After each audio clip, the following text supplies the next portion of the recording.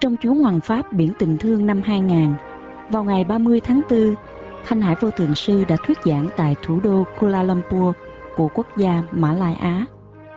Hôm đó trời mưa to gió lớn, nhưng theo lời người dân địa phương thì mưa lũ vào lúc này trong năm là một chuyện khác thường.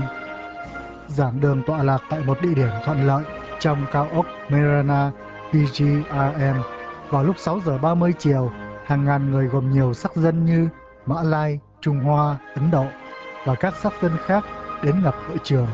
Sự thân thiện trong lòng người tại đây được biểu lộ một cách rõ rệt qua những tràng pháo tay nồng nhiệt trước và sau khi họ xem quyển băng thâu hình giới thiệu những sinh hoạt từ thiện và tâm linh của Thanh Hải Vô Thượng Sư được chiếu trên 2 màn ảnh lớn.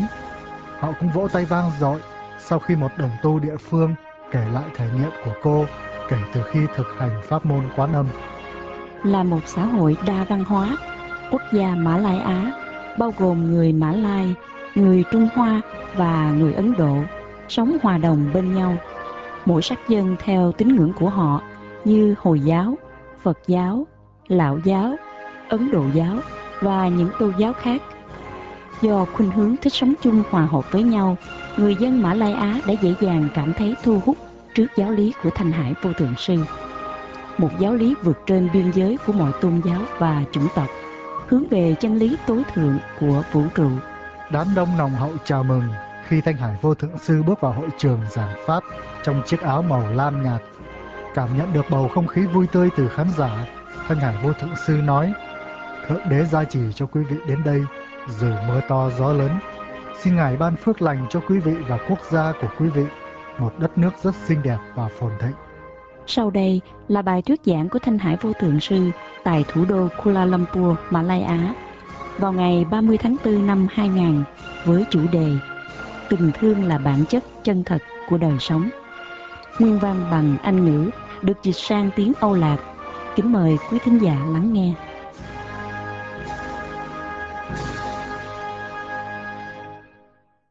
Ladies and gentlemen, many of us have long searched and have come here today full of hope. For those who have earnestly seek for the truth, it will be music to your ear to know that this search is over. Kính thưa quý vị, rất nhiều người trong chúng ta đã từng tìm kiếm khá lâu và đã đến đây ngày hôm nay với tất cả niềm hy vọng. Đối với những người đã từng thành tâm mưu cầu chân lý, đây sẽ là tiếng nhạc êm ái bên tai khi quý vị biết rằng sự tìm kiếm của quý vị đã chấm dứt. Trước mặt chúng ta là Thanh Hải Vô Thượng Sư, người đã trải qua một cuộc hành trình rất xa để đến đây. Ngài không đòi hỏi gì từ chúng ta, không bất cứ gì cả, không tiền bạc. Điều duy nhất mà Ngài yêu cầu là chúng ta thành tâm trong sự thiền định của mình và không làm hại kẻ khác, cũng như không làm hại chính mình. Xin quý vị hãy lắng nghe như chưa bao giờ lắng nghe, vì Vô Thượng Sư mang đến cho chúng ta một thông điệp tình thương. Kính thưa quý vị, xin kính mời quý vị chào mừng Thanh Hải Vô Thượng Sư. Ladies and gentlemen, please welcome the Supreme Master Thanh Hải.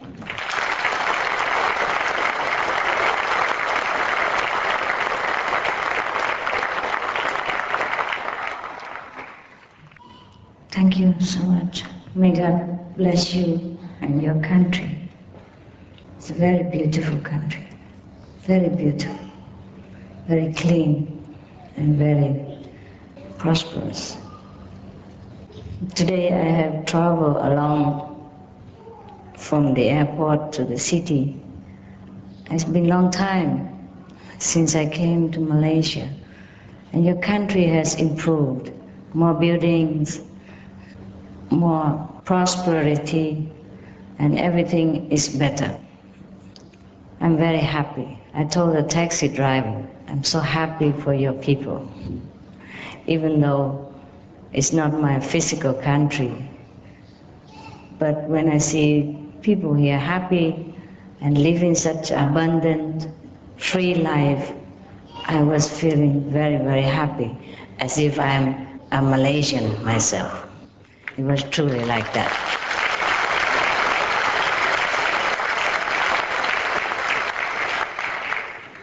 We have to be grateful to God, to Buddha, to Allah, that have blessed our country so much and blessed the people here so much. Cảm ơn quý vị rất nhiều. Xin Thượng Đế ban ơn cho quý vị và quốc gia này. Đây là một quốc gia rất xinh đẹp, rất sạch sẽ và rất sung túc. Hôm nay, tôi đã đi một mình từ phi trường đến thành phố. Đã rất lâu tôi chưa trở lại viếng Mã Lai Á. Quốc gia của quý vị đã có nhiều tiến bộ, nhiều cao ốc hơn, sung túc hơn và tất cả mọi thứ đều tốt đẹp hơn. Tôi rất vui mừng. Tôi nói với người tài xế taxi rằng tôi rất mừng cho dân tộc quý vị. Dù rằng đây không phải là quê hương của tôi trên phương diện vật chất bên ngoài. Nhưng khi tôi thấy mọi người ở đây sung sướng và có một cuộc sống tự do, sung túc, tôi cảm thấy rất vui mừng. Như thể là chính tôi cũng là người Mã Lai Á. Thật sự là như vậy. Chúng ta phải cảm ơn Thượng Đế, chư Phật, Allah đã ban ân cho quốc gia và dân tộc này rất nhiều. People here are very disciplined and very highly elevated. So I was thinking, what am I doing here? You are all Buddhas already. I'm very honored to be back in Malaysia again, and thank you. Thank God first, and thank to our brothers and sisters in Malaysia who has been so gracious, so generous to have invited us here and to have worked very hard to make this evening a realization of love and dedication to God and mankind. Please thank them for me also.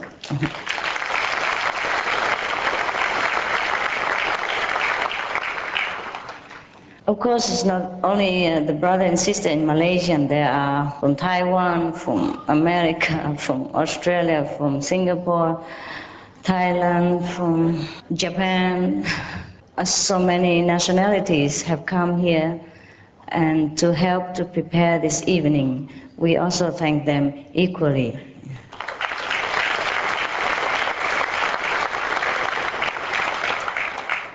Dân chúng ở đây rất có kỷ luật và có trình độ cao, cho nên tôi đã nghĩ, vậy thì mình đến đây để làm gì? Quý vị đã là Phật rồi, tôi rất vinh hạnh được trở lại Mã Lai Á, xin cảm ơn.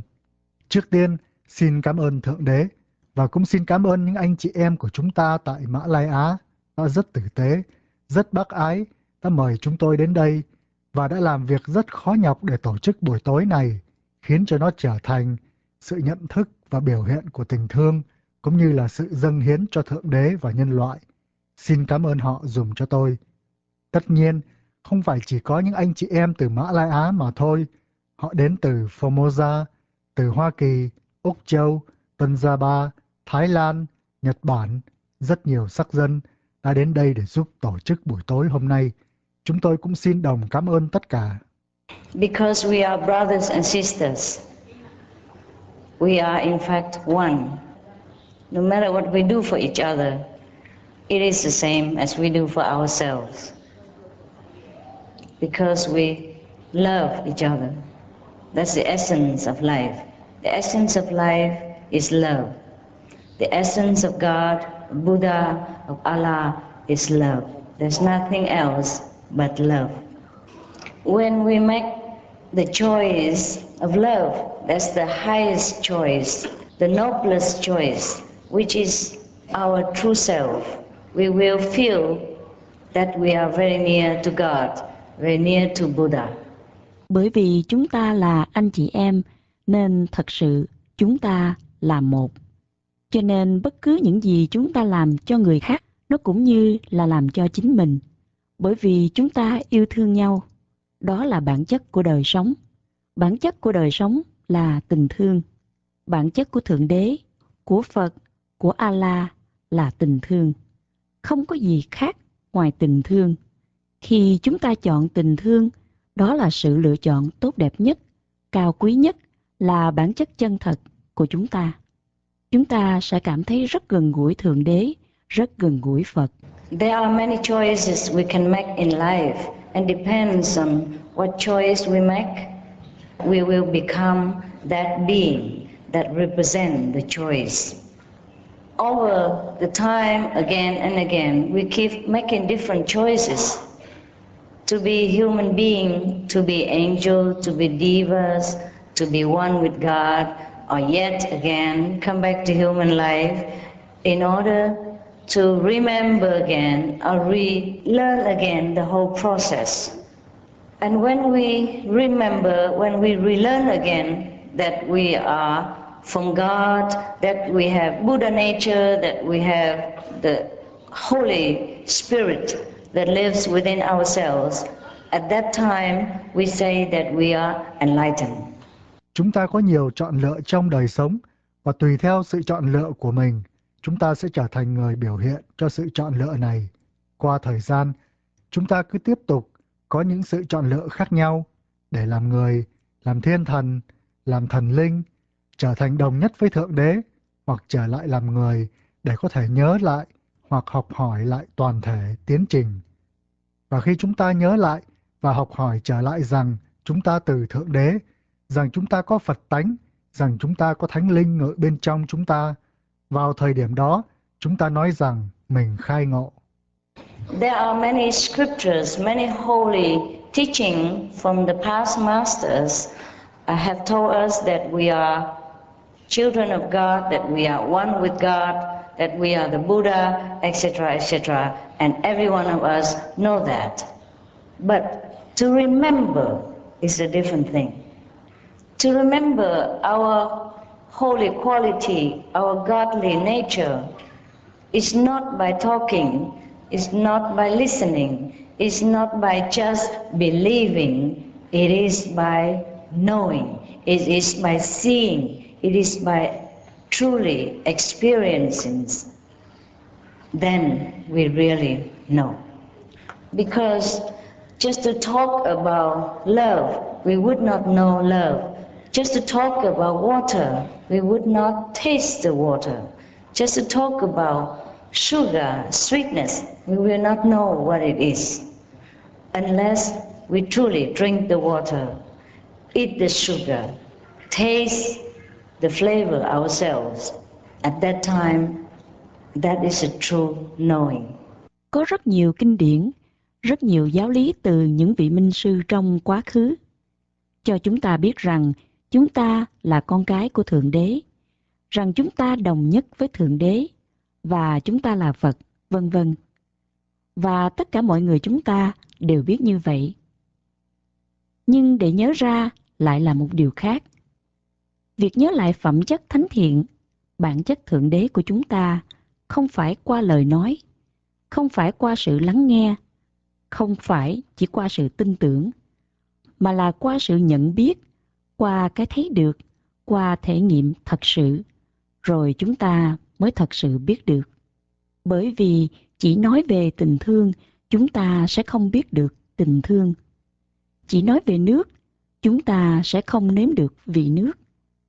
Chỉ nói về đường, về vị ngọt, chúng ta sẽ không biết được nó ra sao, trừ khi chúng ta thật sự uống nước, ăn đường, tự mình nếm thử những hương vị này.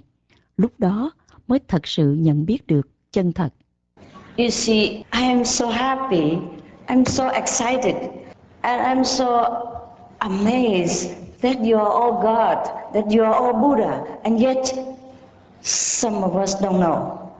To know God, to know yourself is as if you just turn the palm, that's it. It's just like looking in the front or looking to the back. Looking to the front, we see God, we see ourselves. Looking to the back, we just see a mundane, human, mortal being. I don't know how to explain this. I love you so much because you give me this realization that you are really God. It's so simple. It's so simple. There is nothing you can erase this knowledge. And yet you have chosen to ignore it. You have chosen to forget that you are God, that you are Buddha. Do I make myself clear? Do you understand what I say? Yes? Oh.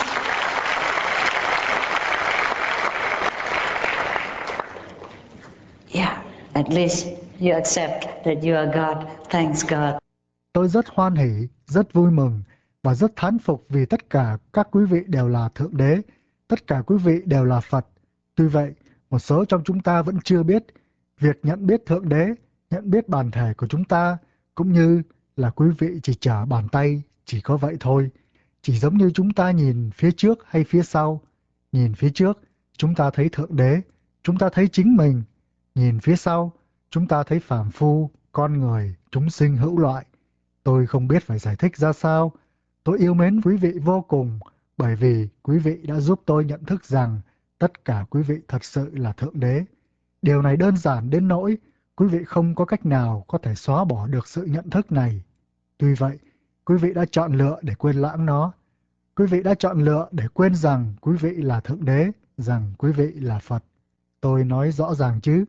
Quý vị có hiểu những gì tôi nói không? Được, ít ra là quý vị chấp nhận rằng quý vị là Thượng Đế. Cảm ơn Thượng Đế. But now if you just turn around, then you know immediately that you are God. I know, even though I say that, I know it is difficult, but it's not impossible. If I can know this, you can. If our brothers and sisters initiate can, you can. Because there's nothing else but God within ourselves. All the scriptures say that. Now it's just up to us to try to remember or not. And I'm here to help you to remember. God is the light that is brighter than thousands of suns put together. God is the melody that filled our souls with all happiness and contentment, no matter where we are and what race of nationality and what kind of background, what kind of religions we have. And if we want to touch God as one of us, He even manifests as one of us. For example, Jesus, Buddha, Mohammed, the Sikh Guru, the Krishna Master, these are all the personally, individually manifestation of God for us to love, to see, to look, to touch, to believe. And we still can contact these masters when we raise our consciousness to their dimension, which is higher than this physical consciousness of this planet. If I can, you can. If our brothers and sisters initiate can, you can. It's happened now. It's not 1,000 years before. Because the good news is that we are one of these systems. We are one with this godliness. We are one with everything that we see and we dream of. We can imagine we are that. Just like we are one of the member of the audience in this hall, but yet we are also the whole with the whole gathering. We are individual, at the same time we are whole with the whole gathering of people here. So to see God, to know God, to talk to God even is a very normal thing for us. Nếu quý vị chỉ xoay lại, quý vị sẽ tức khắc nhận biết rằng quý vị là Thượng Đế. Tôi biết, mặc dù là tôi nói vậy, tôi biết rằng nó cũng khó, nhưng không phải là không thể được. Nếu tôi có thể biết được điều này, quý vị cũng có thể biết được. Nếu các anh chị em đồng tu của chúng tôi biết được, quý vị cũng có thể biết được. Bởi vì không có gì khác ngoại trừ Thượng Đế bên trong chúng ta. Tất cả các kinh điển đều nói như vậy. Bây giờ là lúc tùy chúng ta có cố gắng nhớ lại điều này hay không, và tôi đến đây để giúp quý vị nhớ lại. Thượng Đế là ánh sáng, sáng hơn vạn mặt trời hợp lại. Melody, Thượng Đế là âm nhạc, đong đầy cho linh hồn chúng ta với muôn vàn hạnh phúc, mãn túc, cho dù chúng ta ở đâu, thuộc chủng tộc nào, bối cảnh cá nhân ra sao, theo tôn giáo gì.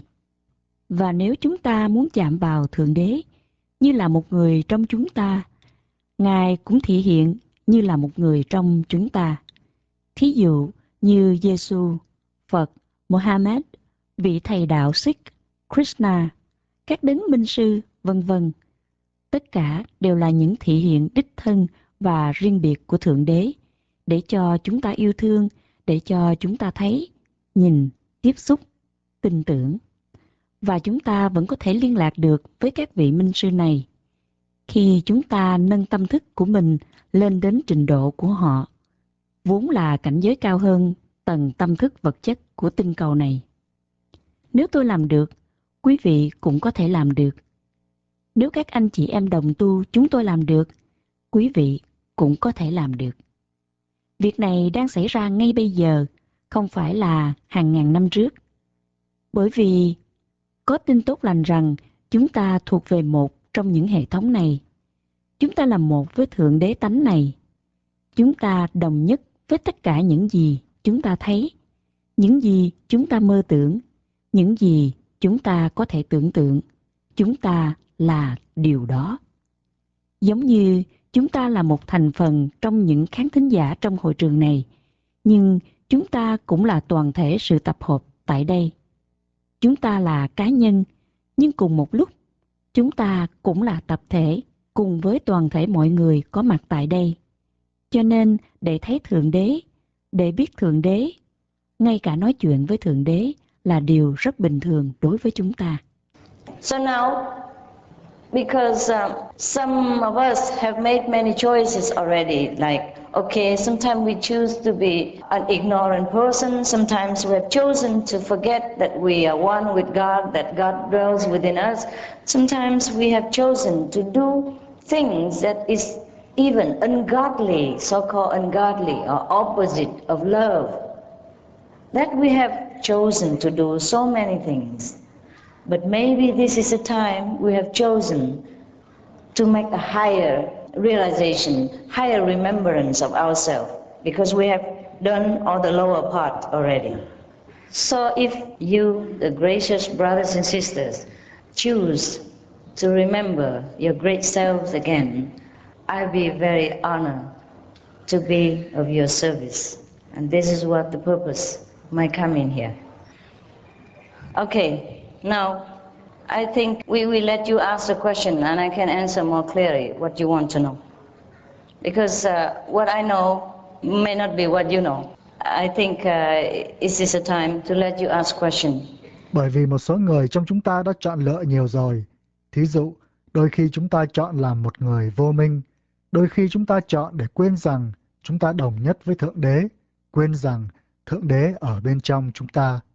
Thỉnh thoảng, chúng ta thậm chí còn chọn làm những việc không giống Thượng Đế, những việc gọi là ngược với Thượng Đế hoặc là ngược với tình thương. Chúng ta đã chọn làm rất nhiều việc, nhưng có thể lần này chúng ta đã chọn một sự nhận biết cao thượng hơn, chọn sự nhớ lại cao đẳng hơn về bản thể của chúng ta. Bởi vì chúng ta đã học qua những khía cạnh thấp kém hơn rồi. Cho nên, nếu quý vị, những anh chị em cao quý, chọn để nhớ lại đại ngã của mình, tôi sẽ rất hân hạnh được phụng sự quý vị. Và đây là mục đích tôi đến đây. Tôi nghĩ bây giờ hãy để cho quý vị nêu lên những thắc mắc và tôi có thể trả lời rõ hơn những điều quý vị muốn biết. Bởi vì những điều tôi biết có thể không phải là những điều quý vị biết. Tôi nghĩ đây là lúc để cho quý vị nêu lên các câu hỏi.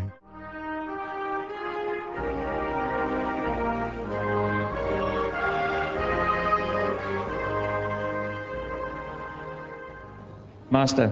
Yes. The first question is, where is the conscious? Where is the unconscious? Where is the conscious? Where is the unconscious? It's all in here. It's all in ourselves. That's it. Kính thưa Sư Phụ, ý thức và vô thức ở đâu? Ý thức và vô thức ở đâu à? Tất cả đều ở trong này. Tất cả đều ở trong bản thể của chúng ta. Câu hỏi chỉ có vậy thôi à? This disciple is from China. She writes, I wonder if you could satisfy my desire. I'm from China. I would like to see you. See me in China? That's a very good request. I'm going to write to the government of China, ask them if it's okay. Yeah?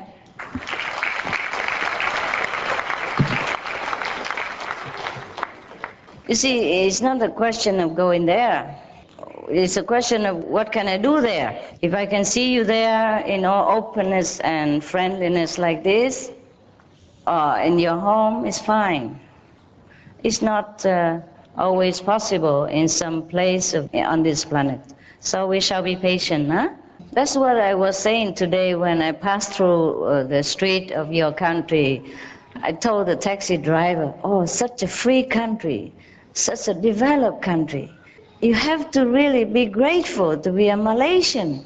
I told him, you have to be proud to be a Malaysian. It's such a nice and free country. Everyone believes what they want, freedom of everything, and you're really taken care of here, and the country is so clean and nice.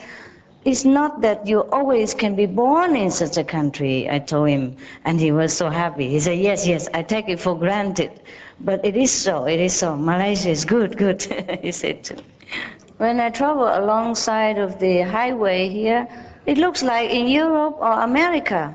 The highway is so wide and so well looked after, yes. Every country should be like this. Thank God for your country.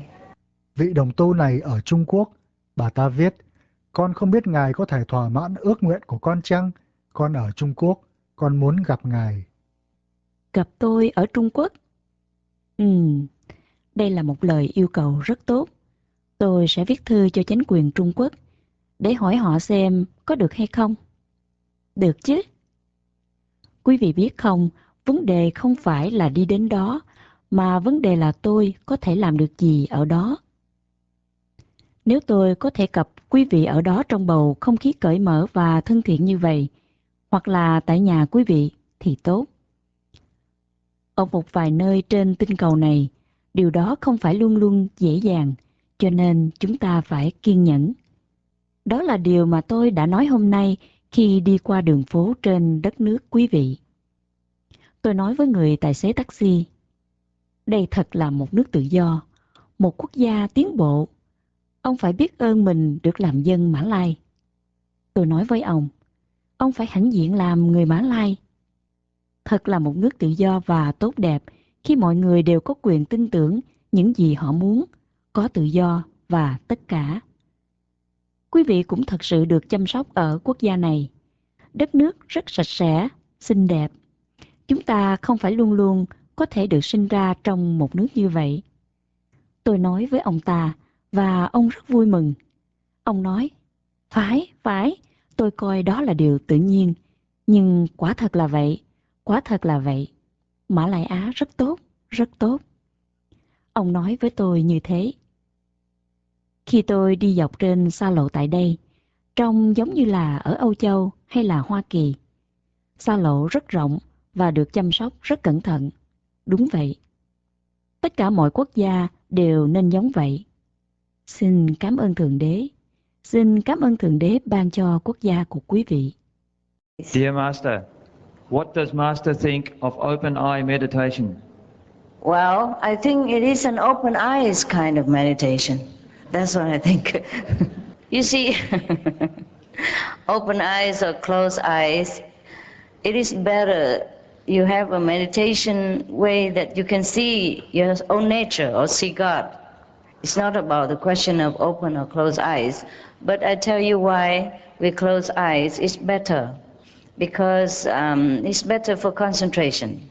Because we don't see well with the physical eyes. We have to see with the eye of the soul, with the wisdom eye. That is the real seeing. And suppose both eyes are functioning at the same time, it's also okay.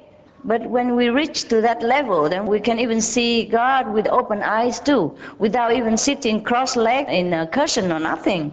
We can see Him while driving or washing dishes, washing clothes, fetching the kids from the school, etc., etc. But in the beginning, it is better for us, for our concentration, if we shut down all the physical organs, like ears and eyes, nose. No, don't shut the nose.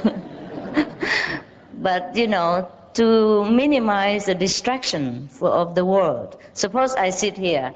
I say, okay, I'm going to meditate, but my eyes are open like this, and the brother coming up, and the sister coming down, and everything else is running around.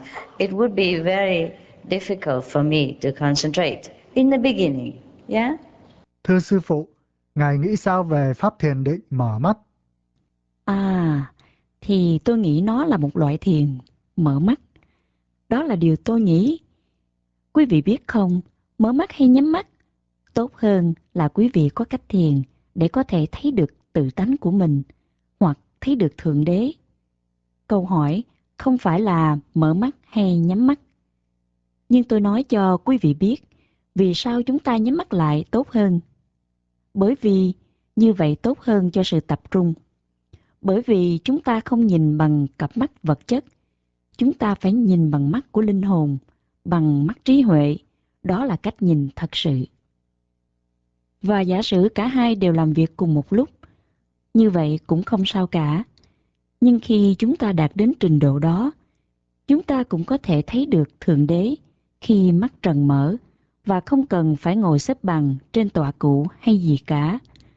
Chúng ta có thể thấy được Thượng Đế trong khi lái xe, rửa chén, giặt quần áo hoặc là đưa đón con cái từ trường học, vân vân và vân vân. Nhưng trong thời gian đầu tọa thiền, nhắm mắt tốt hơn cho chúng ta, cho sự tập trung của chúng ta, nếu chúng ta đóng lại tất cả các bộ phận thân thể như là tai, mắt, mũi. Không, đừng đóng mũi lại. Nhưng quý vị biết cách để giảm thiểu sự thu hút của thế giới khiến chúng ta có thể sao lãng. Giả sử tôi ngồi đây và nói, được, mình sẽ thiền. Nhưng mắt tôi mở như vậy và có vị sư huynh đi lên, vị sư tỷ đi xuống và tất cả những việc khác lung tung xung quanh sẽ rất khó khăn cho tôi để tập trung trong giai đoạn đầu, phải không? Dear Master, if God is all power, all everything, and so perfect, why doesn't He create a perfect world so that all human beings can live in heaven? Why doesn't He create a better world, right? So all beings can live in peace together? Yes.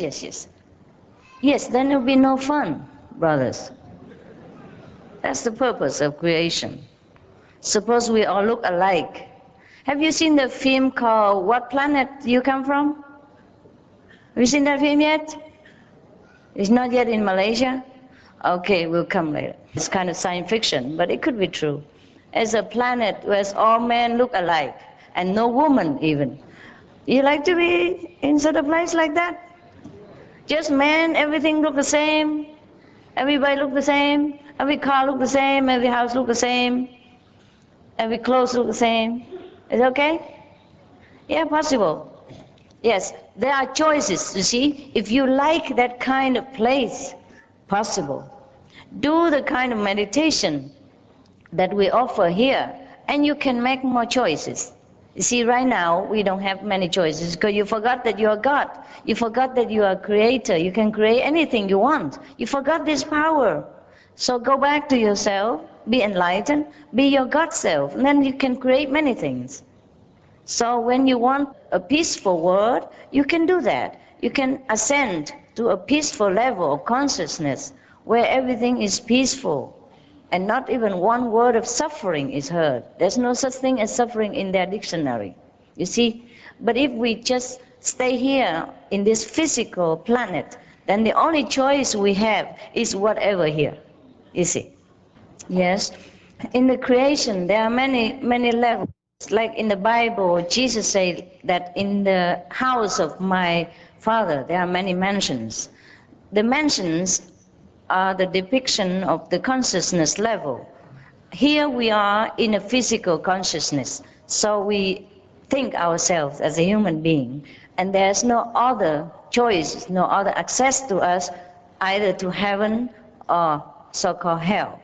But if we use the other road, the soul road, we can ascend to heaven, see different levels of living beings, and we can even descend to hell to help some people who suffer there and bring them up. These are choices that we have when we attain enlightenment. Thưa Sư Phụ, nếu Thượng Đế toàn năng, toàn tri, toàn giác và toàn hảo như vậy, thì tại sao Thượng Đế không tạo nên một thế giới toàn mỹ để cho tất cả mọi người có thể sống trong thiên đàng? Câu hỏi là tại sao Thượng Đế không tạo nên một thế giới tốt đẹp hơn để tất cả mọi chúng sinh có thể sống chung trong hòa bình, phải không?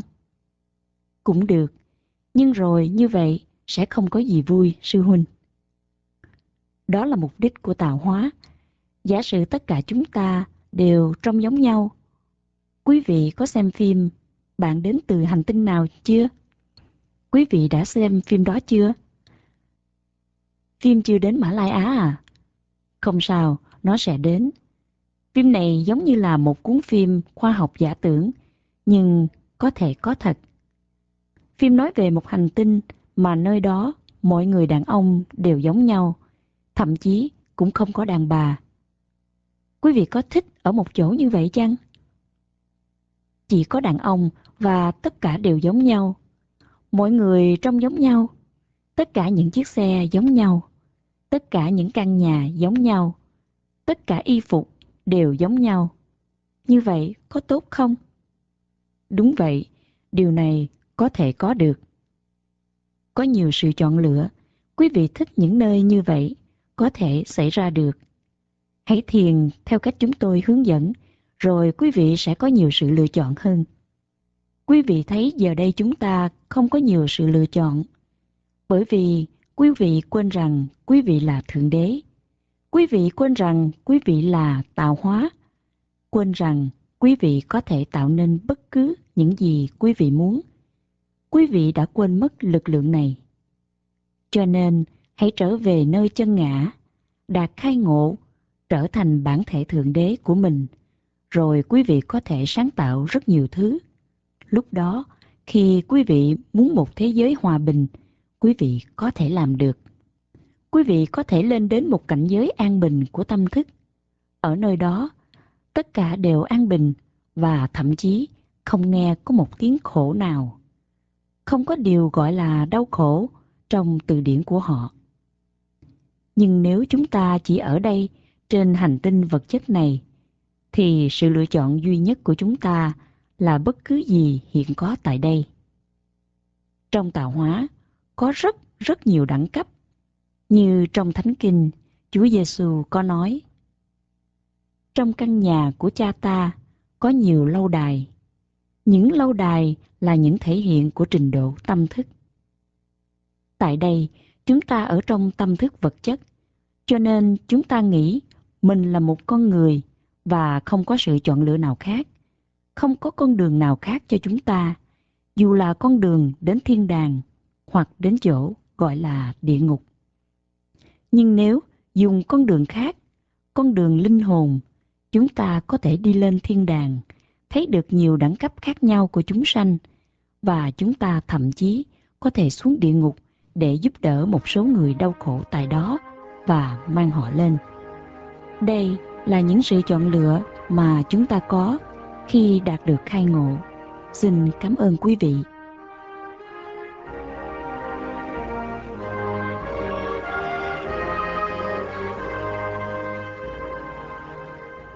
Quý thính giả vừa nghe bài thuyết giảng của Thanh Hải Vô Thượng Sư tại thủ đô Kuala Lumpur, Mã Lai Á vào ngày 30 tháng 4 năm 2000 với chủ đề Tình thương là bản chất chân thật của đời sống, nguyên văn bằng Anh ngữ, được dịch sang tiếng Âu Lạc.